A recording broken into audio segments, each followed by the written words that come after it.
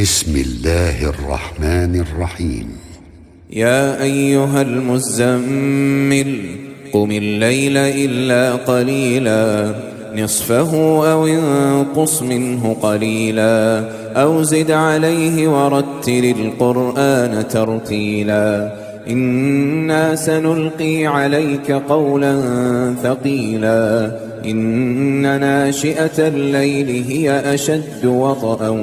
وأقوم قيلا إن لك في النهار سبحا طويلا واذكر اسم ربك وتبتل إليه تبتيلا رب المشرق والمغرب لا إله إلا هو فاتخذه وكيلا واصبر على ما يقولون واهجرهم هجرا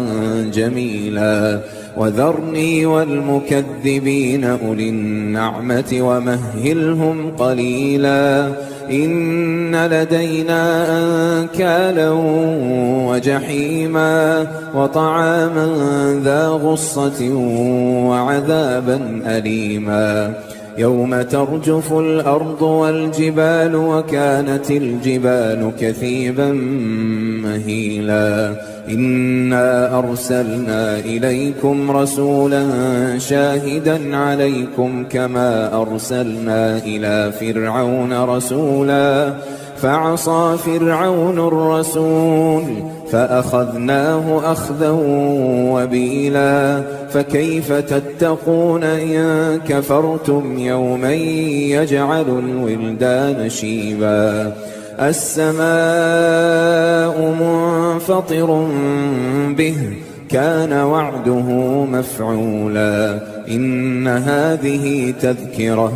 فمن شاء اتخذ إلى ربه سبيلا إن ربك يعلم أنك تقوم أدنى من ثلثي الليل ونصفه وثلثه وطائفة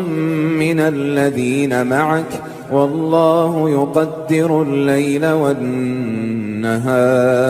علم أن لن تحصوه فتاب عليكم فاقرؤوا ما تيسر من القرآن علم أن سيكون منكم